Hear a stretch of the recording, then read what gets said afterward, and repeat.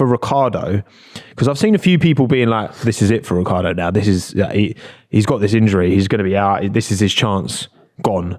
Because the thing is, Ricciardo's not interested in staying in AlphaTauri. Like, at this point of his career, he needs to get into that Red Bull seat as soon as possible. And he's put his cards on the table. He's been like, I want to be Red Bull. I started my career here. I want to end my career here. Like, he's very much been like, gone all in and wants Red Bull to know that I want to be in that seat. And I think as well, like, Red Bull as a team historically should know how to get the best out of Daniel. Yeah. They should know, if they look at his data over years that he raced with the team and be like, right, well, can we put 2 and 2 together and think, right, can his style work with our car? I mean, it worked with the Renault. He did a great job at the Renault. Didn't at the McLaren. But already at AlphaTauri, he's not complaining about the car like he was about the McLaren, having to drive in this unnatural way. And he did a pretty good job in his first 2 races. But it just depends on how, I'm gutted. Of all the drivers to have this injury, he's the one. Yeah, it's frustrating that it's him. I think it's not over, because he's still got like Grand Prix to come back to. It's just like, how many?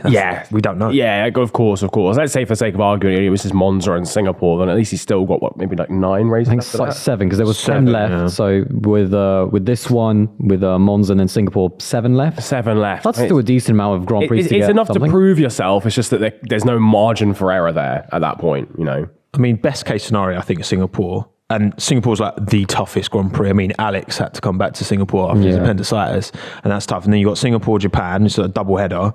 Then Lusail, then US, Mexico, Brazil, Vegas, Abu Dhabi. So there's still like a good chunk of races on the board for Daniel. Now, ladies and gentlemen, today's show is sponsored by the beautiful people over at NordVPN. Massive shout out to them. Ooh. Do you want to tell the people what they do? The virtual private network. Yeah. Niran, isn't it? I heard the very same. Listen, when you're away, all right, I went to a few Grand Prix. You know, I went Hungary dinner. Indeed. Last month, and VPN came in clutch. Yeah, because region locked content, right? If you want to watch your Netflix, even like YouTube, a lot of stuff, region locked with NordVPN. Twitter as well. Like if I want to see the football highlights, but you know what I mean? All the time. They're always like American, like region locked. There's certain channels, you go on and it'll be like one of the I think one of the Middle Eastern networks that post a lot of highlights. Indeed. Like, I want to see this banging goal. Stick your region lock on, put yourself in Bahrain, bosh, job done. Bosh, exactly. You can even stay safe from malware with NordVPN's threat protection. Never stop with the fastest VPN on the planet. The fastest. The F1 of VPNs. Yes, the Red Bull, if you will. The RB VPN. Oh, that's good. That's good from you. And we do have an exclusive discount just for you with us here at The Last Lap on a NordVPN plan. All right, we'll sort you out. NordVPN.com/TOL. The Last Lap. It all makes sense. That's a great little acronym. Yeah. And you will also receive 4 months extra for free, and there's no risk with Nord's 30-day money-back guarantee. Oh, beautiful. Mate, what a touch. What a touch. You can't tell me we don't give back to the people. That is sensational. And you can find that link down in the description box for this video. NordVPN.com/TOL. Get it done. Yeah. But I said during the, when we were watching the race on the watch-along, the problem for him is that the one guy that's also trying to get his seat, because he's trying to get Perez's seat, but the one guy that's trying to get his seat is in that car now. You know, Lawson has managed to find a way in there, and I think he did a fantastic job. Like to be kind of drafted in, talk about last minute, tricky track, unbelievably tricky weather, red Did he flag get a dry crashes. session at all? I don't think he did. He didn't, because the beginning of qualifying for him was also wet as well. I think he might have got, I forget if FP3 was wet. But yeah, so it's such a tricky kind of way to make your debut. But he did a fantastic job to kind of keep it clean. Now we move on. Monza's going to be the big one, because obviously he has a lot of experience around there, as all kind of single-seater drivers do. Difficult to know where the car's going to be, but that's the thing. With Ricciardo out, could Lawson actually maybe prove to the team that, hang on a minute, this guy's got, relative, if they compare what Ricciardo did in 2 races against Yuki to what Lawson does in 2 races against Yuki, and it kind of looks like Lawson maybe even does even a little bit better, then they might go, hang on a minute, this guy's actually got a lot of potential. Maybe he should 21. Be in that car.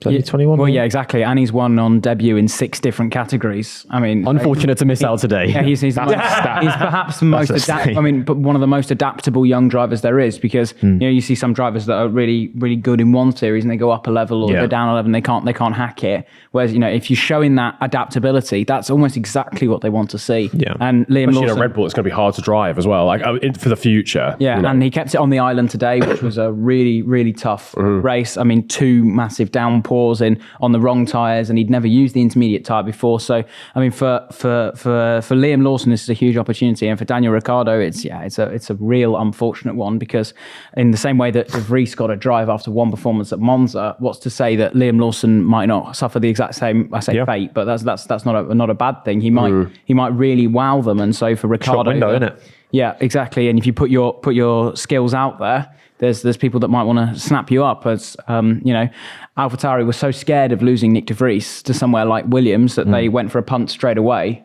And so they might do the same for Liam Lawson, perhaps at the expense of Ricciardo, because they know that the future is there. Yeah, that's the thing. I feel like, in my opinion, if they're not going to, like, even with, let's say Daniel gets 8 more races out of this year, let's say he's able to come back and, I think that's the best case scenario. And he's going to get the best treatment in the world, and he's a F1 driver. They're going to make sure he will be as back as soon as it is humanly possible to be back, and he's going to be motivated to get back.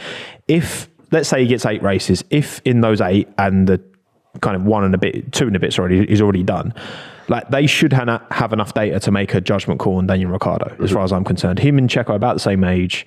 It's a straight up, well, which one is it? Yeah. And Daniel's got his... But to be fair, are we talking this for next year, for 2024? I'm talking about this for next year, yeah. Because for sure. What about Yuki, though? Because Yuki, fair enough, Ricciardo could do a good job, but what about if Yuki just beats him anyway? Yeah. So, because actually, what I want to know from each one of you... They're very good. What is your next year AlphaTauri? What is your lineup? And also, potentially, who do you think is going to be in that Red Bull for next year?